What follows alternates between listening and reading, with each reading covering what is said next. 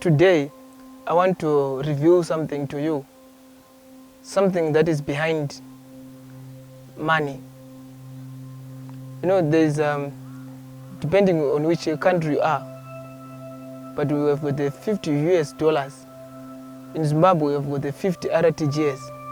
In South Africa, they have the 50 Rand going forth. But you see, those notes, they are written the same figure, but they carry different values. So what really gives them these different values is there's a force behind the power of money. There's always a force behind the power of money. So let me take you back to the book of Matthew chapter 27, from verse 1. It says, now Jesus had been arrested and they've taken him, they bound him, everything is going on. But verse 3 says, but Judas, who had betrayed him, when he see that he was condemned, he was troubled. And see, Judas says he saw that he was condemned. He was condemned by who? Who was judging Judas? But there was trouble in the spirit of Judas. Judas could not find rest. But Judas had got money. So you see, Judas got money, 30 pieces of silver. That was a lot of money. Because if you look at that money, it was enough to buy him land. It was enough to buy land. So that was a lot of money. Anywhere in the world, when you have enough money to buy land with one transaction, that's a big deal. So Judas had made one transaction of selling Jesus. And out of that one transaction, he made a fortune. But now, when he was troubled, when he was condemned in his spirit, when he began to see that he had sold innocent blood, he knew the source of his trouble. He says, my trouble is coming from this money. He had not spent it. He still had it. But it was not giving him peace. You see, it's not a matter in life of getting rich, but how you get rich. It's very important how you make it in life. There are people who are so wealthy, but they have no peace of mind because by the source of their money. There are people with so little money, but they are happy in their lives because there's peace because of how they made money. So there's some money that you can make in life, but it will not give you peace. It depends with how you have made the money. So how you have made the money will continue to trouble you. Just imagine if you steal from your friend and you love your friend. But Judas loved Jesus and you love your friend. But because of the love of money, you steal from your friend and you see your friend being tormented that they have money, and you see them being evicted from their house because they can't pay rent, and you see them sleeping on the streets, and all this will begin to, maybe when you stole it, you never thought this would happen. You thought maybe they would find other means. Maybe Judas actually thought Jesus, being a man of miracles, simply disappear.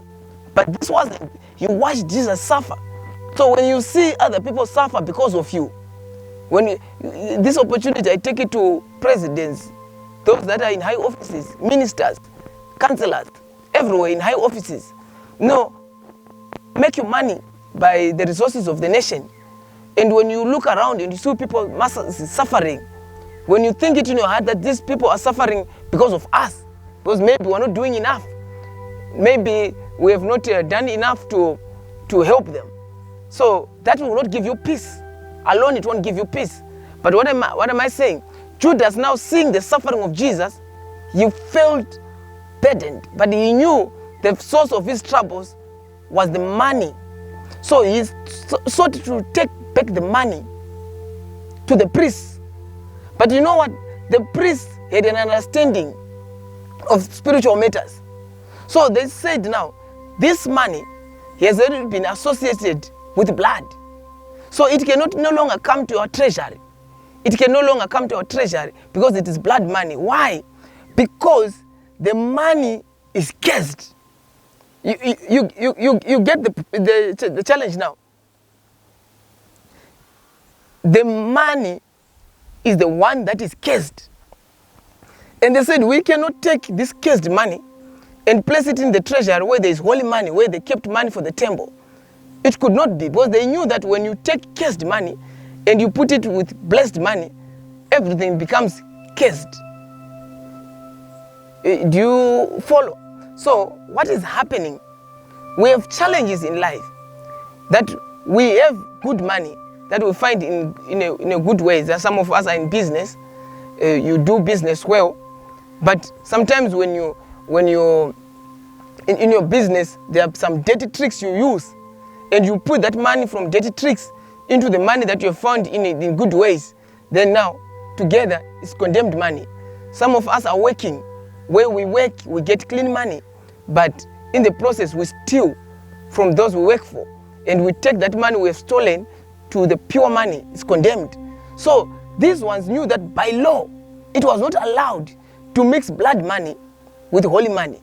So the curse was in the money, and this money, everyone was associated with it. It was bought at a value of death. So anyone who was associated with this money now, death was following them. That is why now Jesus has been condemned to the cross to be hanged.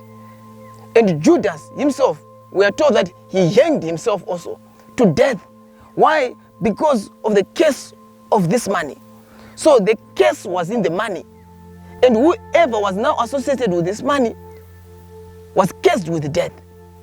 That when the priest said, we cannot take this money and put in the treasury, it says they consulted and they said, let us buy land with it. And you know what? That land, they said they bought the potter's field. You know what is a potter's field? A field that was rich in clay soils.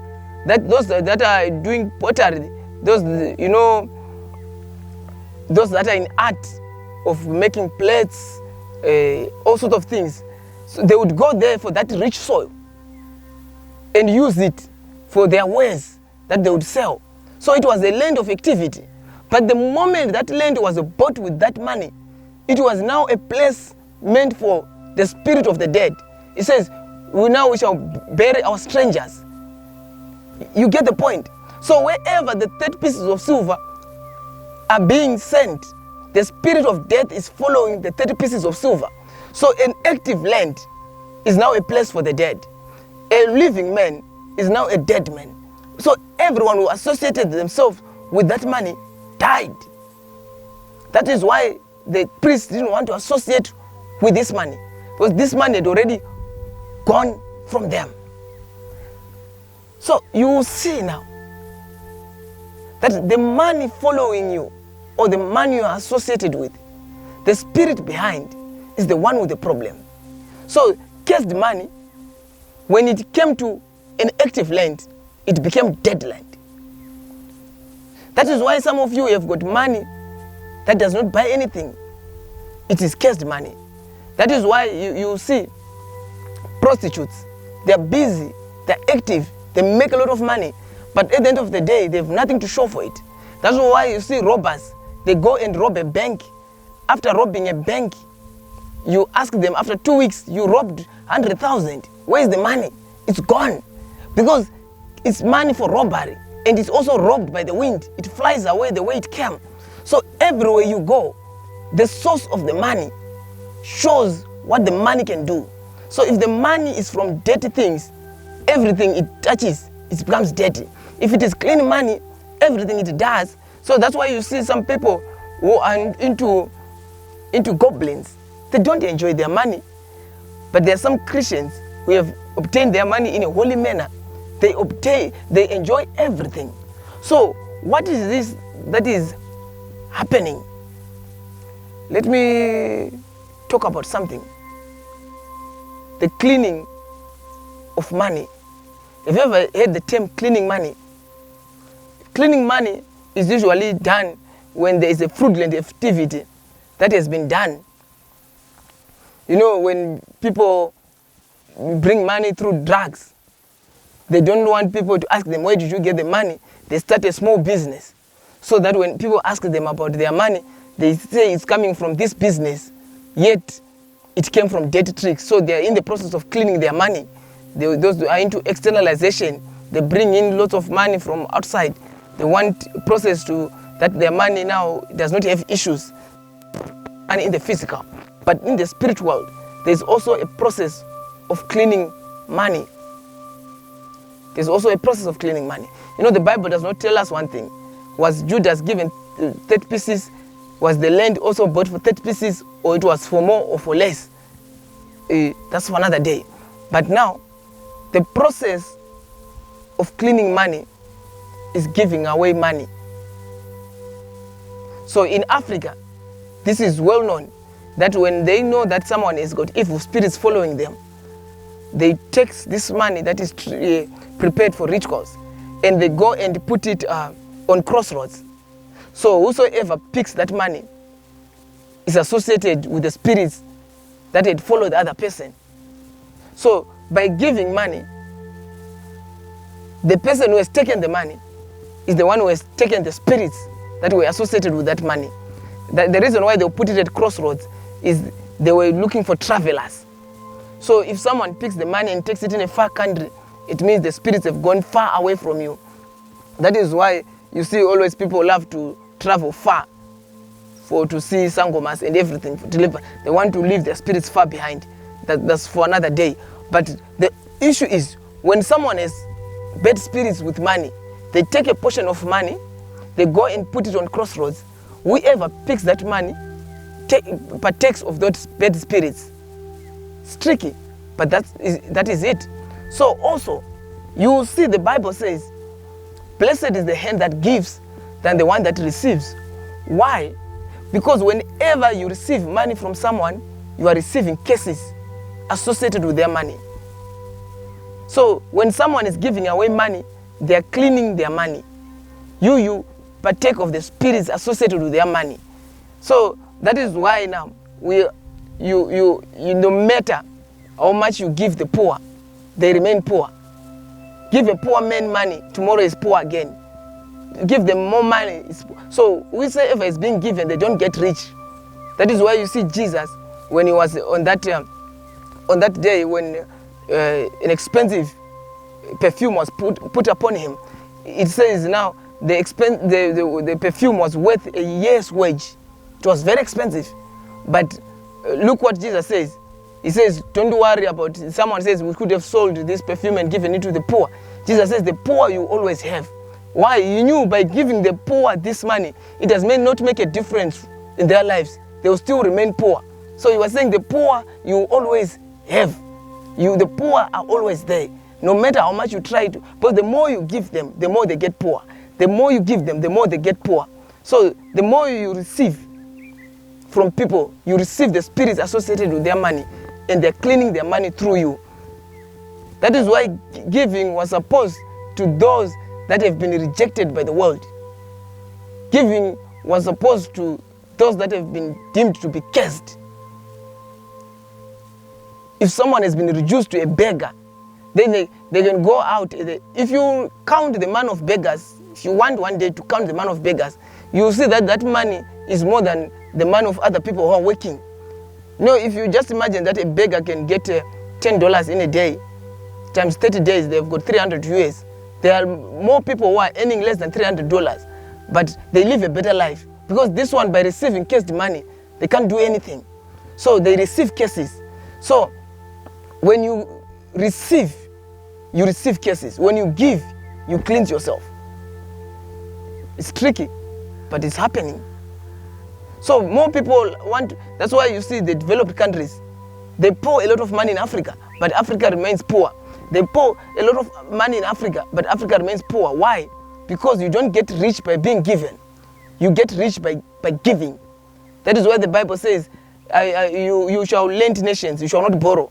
There's an issue of receiving. You receive everything. That is why now you see God, Jesus himself, when that oil was poured on him, it says it was a prostitute who did that. And it says, this one has prepared me for my death. Why? Because he was going to on the cross with many cases.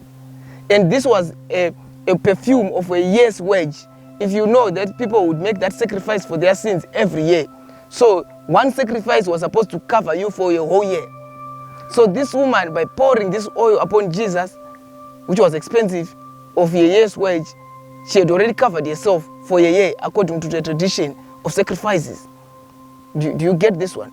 So by pouring the cases of her of your prostitution, she was no longer a prostitute.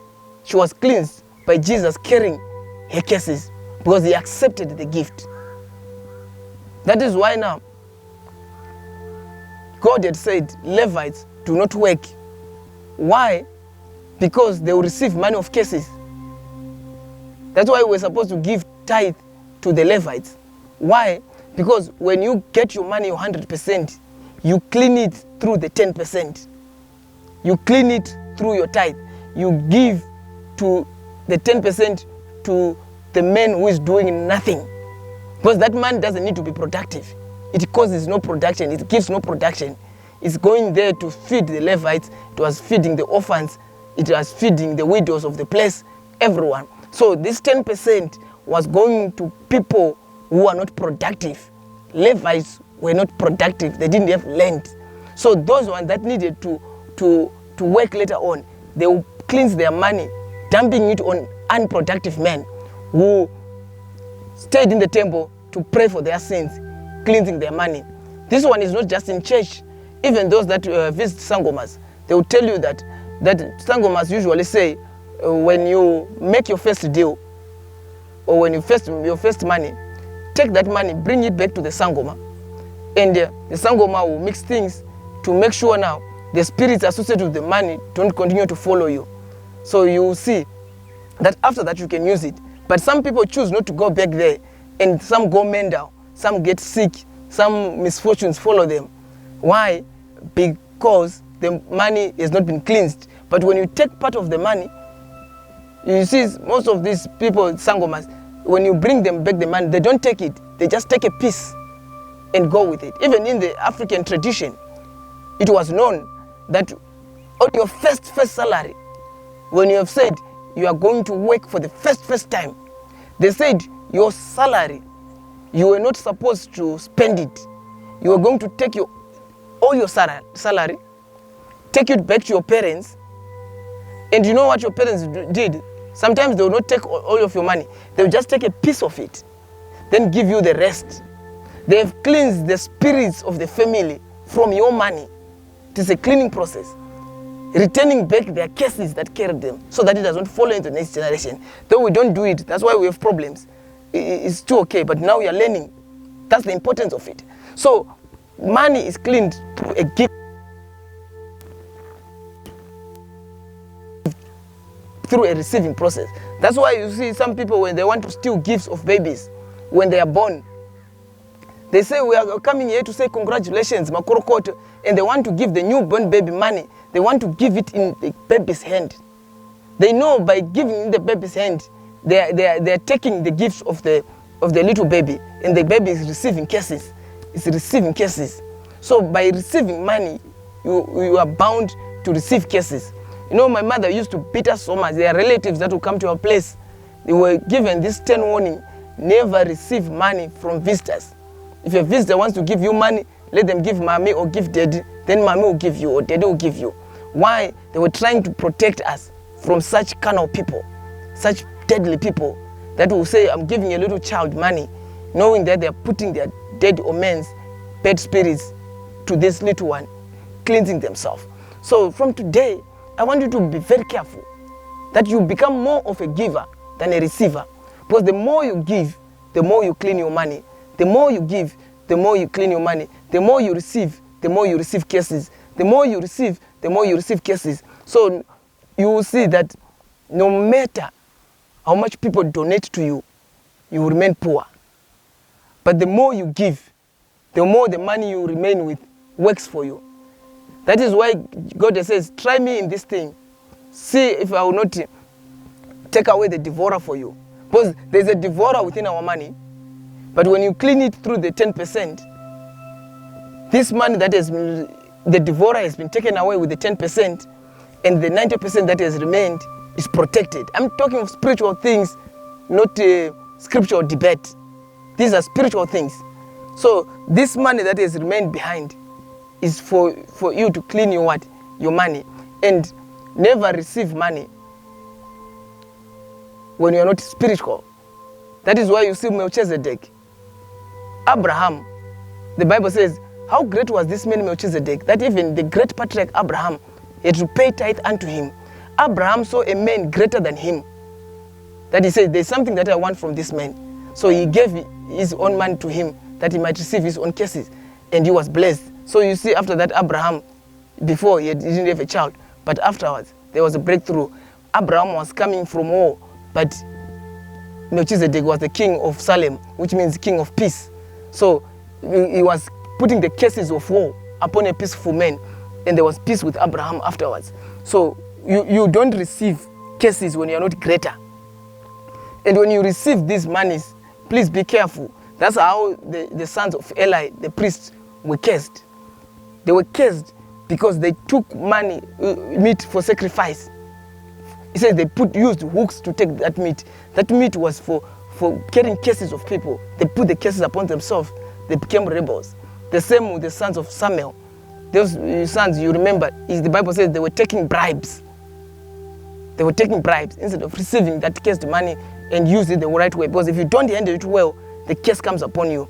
That is why you see most sons and daughters of priests, of pastors, they are very stubborn. They are very rebellious.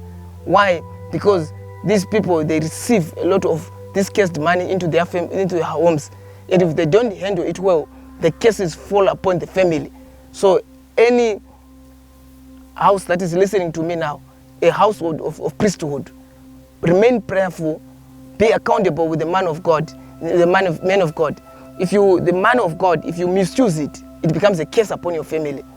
So no one is looking at the pastor when he's handling the money of the church. No one asks you, it's all yours. And if you spend it upon you, not the house of God, you receive the curses associated with the money. But when you continue to give it also, the cleaning process continues. Why? Because there is always a spirit behind the money. Make sure the money you receive is clean money. And make sure the way you attain whatever you have, let it be in a clean way, that you don't attract cases associated with the process. With this, I say, may God bless you and continue to give you clean money. Shalom.